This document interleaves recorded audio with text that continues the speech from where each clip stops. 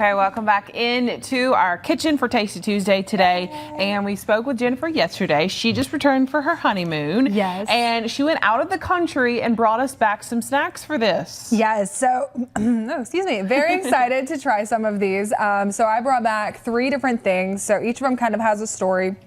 We flew into London. I wasn't actually able to get anything there, but after that we went up to Scotland and we went to Loch Ness, which is known for the Loch Ness Monster, and we were driving around and we stopped at a little store, and so that's where I found these chips. They're called Knick Knacks, and they're actually from Ireland, but just something that's more local to the EU area. And so they're known for being, I think it was something spicy, nice and spicy. Okay. And so that's going to be the first one that I have for you guys to try. Okay. And so they remind me a little bit of Cheetos based off of the look. They definitely have a Cheetos They look. look like Cheetos. I'm flipping this around. But if you smell them, they do not smell. They smell like Old Bay seasoning. Right. To me, it smelled like a little bit of curry in it, and that is actually one of the ingredients is curry. But also they have their nice and spicy seasoning blend on there. Oh, okay. So we'll try this one first. All right. Very crunchy. This is a flavor. This is a flavor. They This is a remind me. very curry-y flavor. Yeah, it's very good. They remind me of These are good, though. Have you ever had the Crawdads chips? No. They remind me of Crawdads. All right, you know what? I could eat these. I like them. I like them. After the first shot. Yeah. After the first shot, hold on, keep To me, it starts off a little sweet. Yeah. Interesting sweet, and then it goes to a little bit of like the curry flavor, and then Yeah. it goes to like a salt and vinegar almost. for me. Yes. So Those you are have like good. three Those are very different flavor good. profiles Let me look there. at some of this again. Yeah, those are pretty good. That would be a thumbs up for me. I give that one a thumbs up you too. know. I like that. I hate that I tried it now rather than when I was over there. The next one I have is this little piece of chocolate. Okay. This we got Very in tasty, Norway. Maybe I should have done those last. This is called Stratus. Very airy. There you go. Yeah. So it has Yes. little bubbles on the inside. If you can see them just a little bit there. And like that's what their marketing is about. Is going to be those little. There we go, little bubbles right there. And so this is what we saw all the commercials for. Couldn't understand them. They were all in Norwegian, but this was their big popular candy there. Okay. Oh, this is good. Oh, real good. I like that. The whole thing. Oh, good. Yeah. It's light. Very light and airy. I don't think it tastes too much different than American chocolate. I would say a little bit. Okay. A little bit. If you eat more of the European chocolate, it kind of has more of that velvety smoothness to it. It is. This is very smooth. Yeah. It is not plastic. Good point. No. Nick I was likes gonna it. say their ingredients are probably a little bit different than what we have in our American food. They are. And then the last one is this Choco Pie. Just because we're in the port city, we have the moon pie drop here. So this is their version of moon pie. However, going over there, they really celebrate Easter. And what we were not prepared for is all the stores closed Thursday, Friday, Saturday leading into Easter. And one of the only ones open was an international market. So we went in there. I read the box. I thought it was from Germany. That's just who imported it. Turns out this is actually a South Korean company. So this is their version of the moon pie. Here we go. And it's based off of the original moon pie that was made in Chattanooga. I was looking up the history of them. And so this was their version that they brought to South Korea. Better chocolate. Yeah, I was gonna say I think this might be better. That's better chocolate. I hate to say it. It smelled really good when I opened up the packaging. That is really good chocolate. Okay. All right. Well, thank you. They're wrapping us. You can get these on Walmart, by the way, and Amazon. I did see them there. So check out the chocolate pies. Okay, do it. These chips. I'm going back to the chips. Okay. We'll be right back.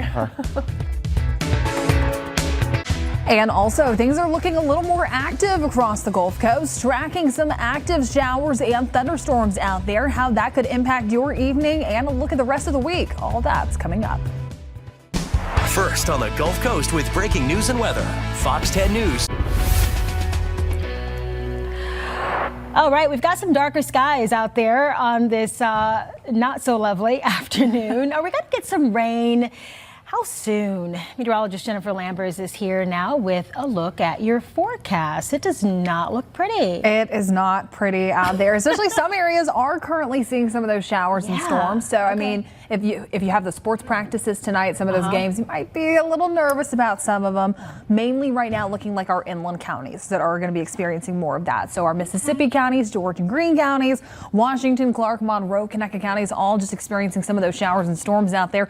And then even noticing some of those just closer towards George County, just beginning to train a little bit, meaning that it's staying a little more stationary. So some of those rain rates are going to be starting to stack up here not too long from now.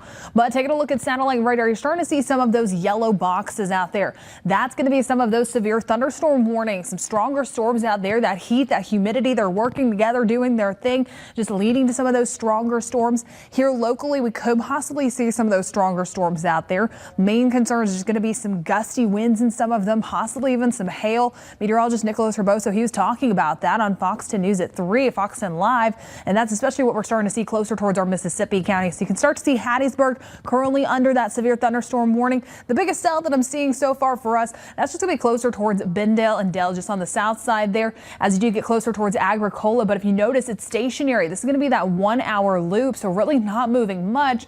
But the good news, seeing less of that red at the very end of the loop there, turning more to some of that yellow and green. So it's turning a little lighter, seeing less of that lightning. So that's going to be showing that weakening trend that's taking place. Additional isolated cells just closer towards Fruitdale, Vinegar Bend, and Wally. And then as we make our way further off towards the east, looking a bit more isolated, less of that activity taking place for portions of Flomaton, Century, and northern Baldwin County. The rest of Mobile, Baldwin County is looking pretty quiet, just some isolated sprinkles out there, but we could possibly see some more of that heading into this evening. Plus also a warm up is on the way. I'll be breaking down all your forecast details coming up in just a little bit. Lenise.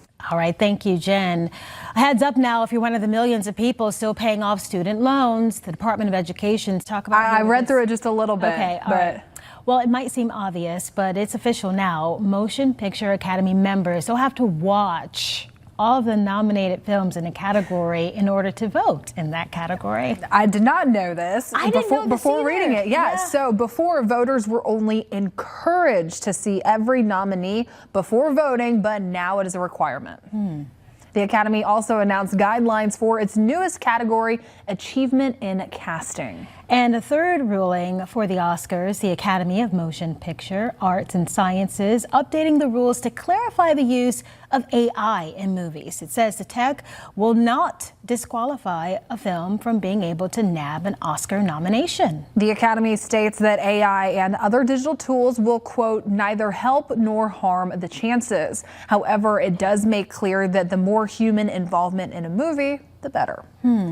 Neither hurt or help. I don't know, because sometimes when you do have like CG and different graphics that are in a movie, it does help enhance. I think of Jurassic Park. Right. You know, so I don't know. I've been seeing some of them that. too that are using more of the AI. And to me, it takes away. They're relying more on it. So I don't know. Well, I think they should have to watch the movie. Right. Come I on, can't believe that was vote and you haven't watched it. Oh, that explains some of the winners. Indeed. Well, streaming viewers want to find out more about the papacy and the papal selection process following the death of Pope Francis. Case in point, the intrigue movie Conclave soaring to the top spot on Prime Video's bestsellers. That was in less than 48 hours after news broke about his death. So according to data from Illuminate, the film has seen a 283% increase in viewership between Sunday and Monday across all platforms. And it was viewed for nearly 2 million minutes Sunday and for nearly 7 million minutes on Monday. The acclaimed film follows the papal selection process filled with intrigue and drama. Illuminate also says U.S. viewership of Netflix, The Two Popes, went up 417% from Sunday to Monday. And, you know, I thought about the movie, you know, because it's basically about the process of what happens when a pope dies. Although I've been told there's a lot of dramatics in there that isn't necessarily true, but I do have plans to see it. Have you seen it? I have not, but I know that it was up for a lot of awards just recently, and so it was something that I wanted to check out. I might have to now, especially. It's on the list. It's on the list. Well, Cassian Andor is back for his final season. And the first 3 episodes of Star Wars Andor drops on Disney Plus tonight. Now, Andor was originally pitched as a 5-season epic, but instead it's going to be ending after just 2 seasons. And this season has a unique episodic structure, which sees it split into 4 batches of 3 chapters, with each chapter skipping ahead a year. You've got 12 episodes in total. That concludes just before the events of Rogue One. The first 3 episodes are available tonight, 8 o'clock, Disney Plus.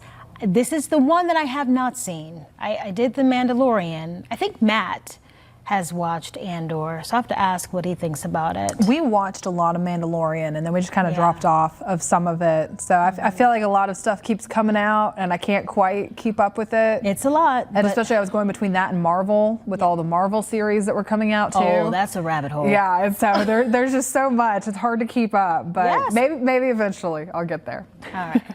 Well, next up, we're going to dive into the big breaking stories we're working on for your Most Local News at 5. No thing is too small, and collectively we can all make a difference for our health and for the health of our planet. Today is Earth Day, a chance to remind yourself how to keep the planet healthy. And there's some ways you can keep yourself healthy too. We've got the information on that when we come back. But first, Jen, you say some areas are seeing some light rain. Yep, that's exactly right. Some areas are starting to see some of those showers or storms, but the thing that's going to help us out is that sunset, because that's when we start to lose some of the force within some of these storms, more of that fuel that's feeding into them. So sunset this evening, 7:25 in Mobile, 7:21 in Pensacola, but sunrise tomorrow morning, getting earlier, 6:16 to begin in Mobile, 6:13 to begin in Pensacola. But I'll be talking more about your forecast and running through your futurecast heading into tomorrow. That's coming up when we come back.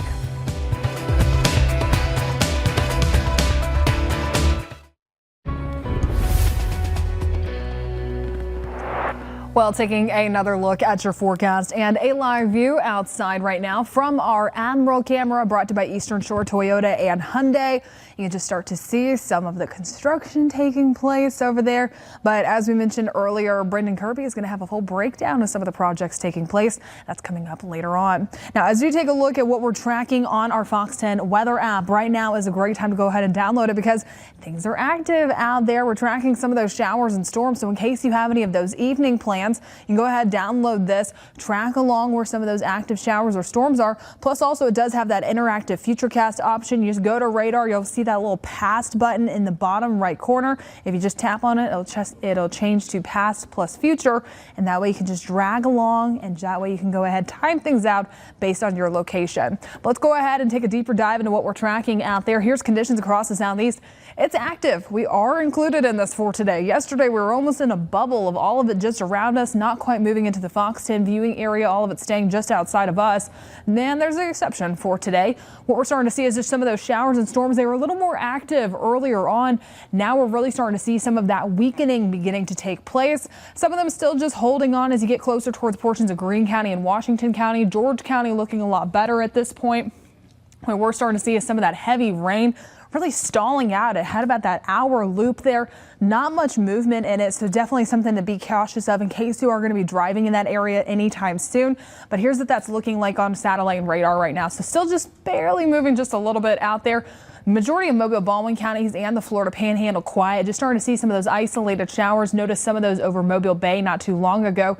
Here's that storm that was really strong not too long ago on the south side of Bendale. But as you see, it's really beginning to weaken out there. Some of that even just pushing further off towards the west. This one's still pretty much holding on closer towards Fruitdale and Vinegar Bend. Noticing some of those lightning strikes. You're likely hearing some of that thunder and lightning. And then northern Baldwin County looking a lot better. Also portions just closer towards Atmore looking a lot better too. Now there's that look closer towards Mobile, Baldwin counties. Pretty quiet, just some isolated showers. Starting to see some of those popping up on the south side of I-10. But as we do progress further along throughout the rest of the evening, we will start to see more of those showers and storms beginning to weaken. So less of that activity taking place, especially once it starts to lose some of that fuel closer towards sunset. We'll turn quiet overnight, but more showers and storms are possible tomorrow. I'll be breaking down more of those details coming up in just a little bit. Lenise.